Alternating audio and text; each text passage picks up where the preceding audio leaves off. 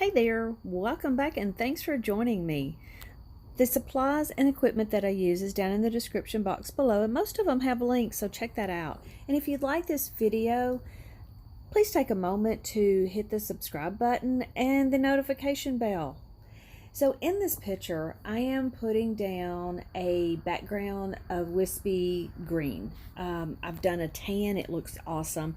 But I wanted something to really counter the cross that I have in here. So I ended up filming the green one. And so it does show up pretty good. The tan is just kind of gives you a monotone on everything, and it was nice. So check out different colors. So I'm just blowing this around and trying to get a little wispiness, and I just want some marbly lines in it. And so that's what I'm doing here.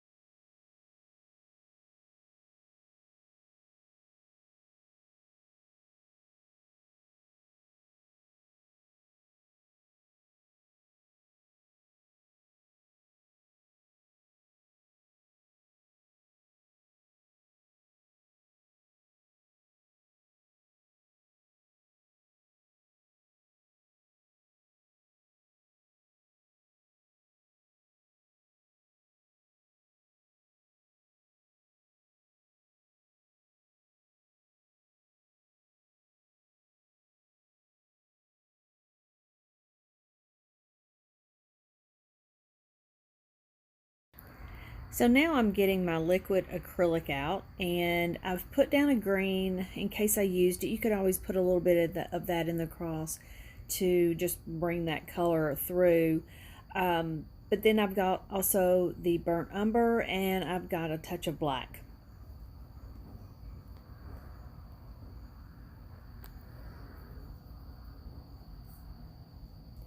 Now I've taken a credit card and I've cut it to make it a little smaller and easier to handle.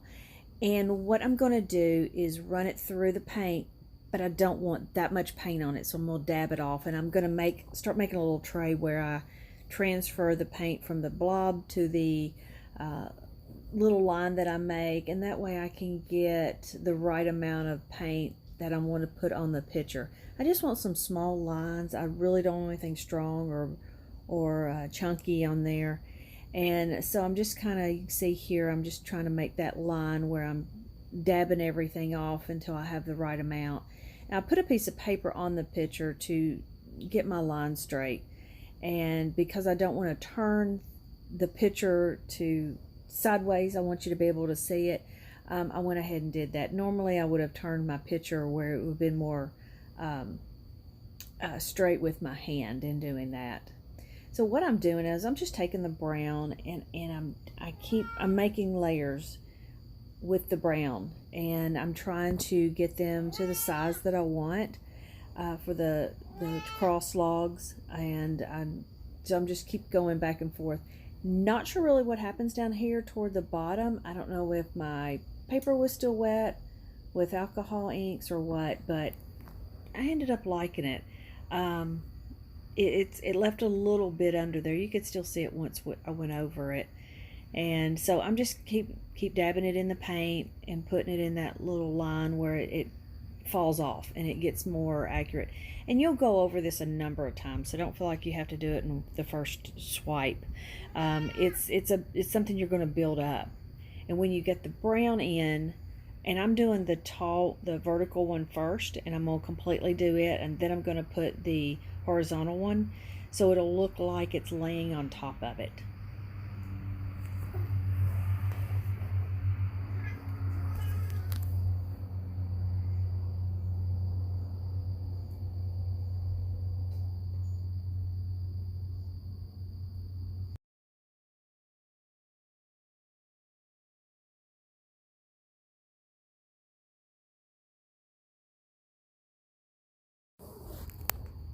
Now here I'm going into my black a little bit. I do not want much at all, but I do want to indicate that the right side is the darker side, that my light is coming from the left.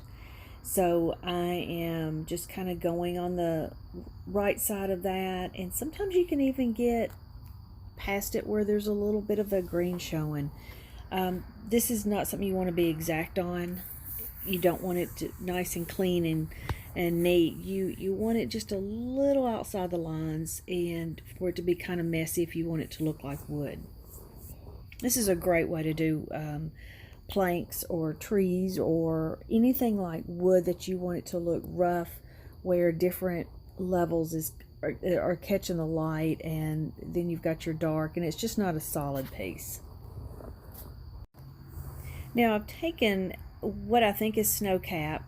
It's the Marabu, and I've already put it in a different bottle because I got a bigger bottle of it. So I'm assuming it acts like it works like it. So this, I'm putting it on the left side. This side is the one I'm indicating that there's light, and it's lighter on that side.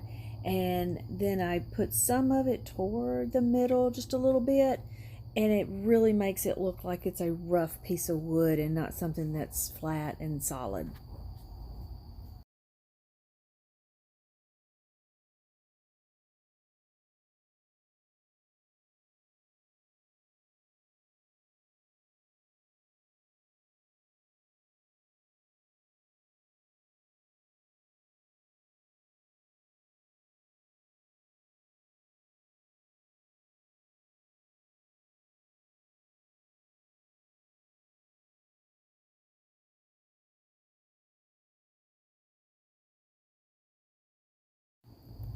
So here I'm going to do basically the same thing.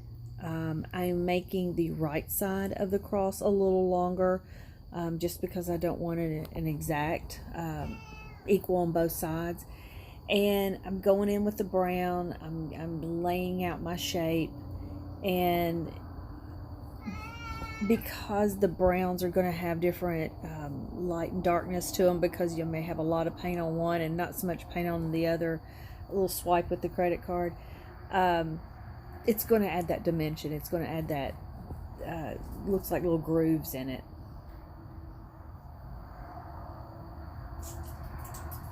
Now, as you can tell on the right, I've gotten that a little big, so I do go and catch the vertical one up so it'll look more in proportion with each other. It just kind of looked odd to me.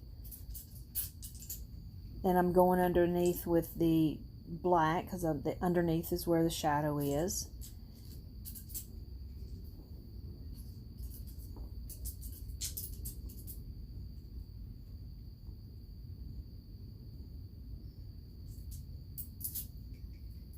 And then I'm going above it with the white. I actually used the Stonecoat for the first time last time, and I was a little impressed with it. I hadn't used it before because I didn't know how to use it. I kept messing up and trying to use alcohol with it, and that don't work, and blending solution does, but now I've not played enough, so I am starting to use it as a paint. So it's working out pretty good.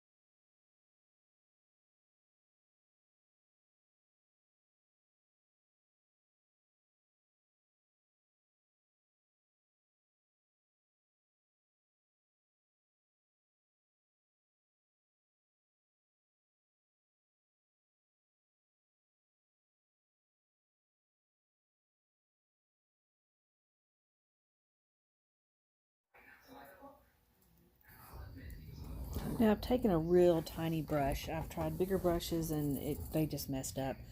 I have more control with this little one. Now I'm wanting to put the shadow underneath the horizontal part to indicate there's a shadow there.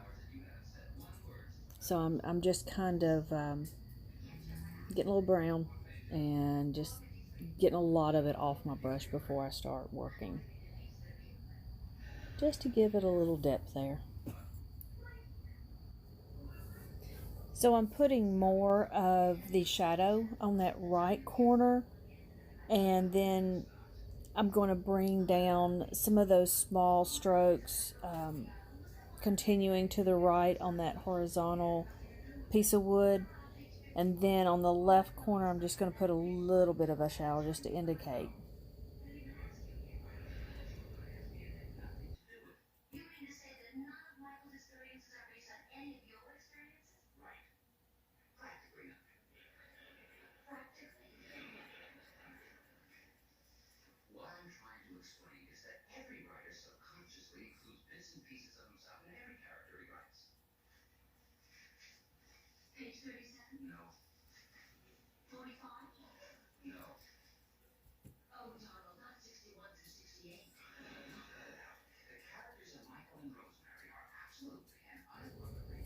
So we are pretty much done here, and I hope this gave you some good ideas, maybe to try things that look more like wood or a rough surface. And I appreciate you watching, and y'all go have fun.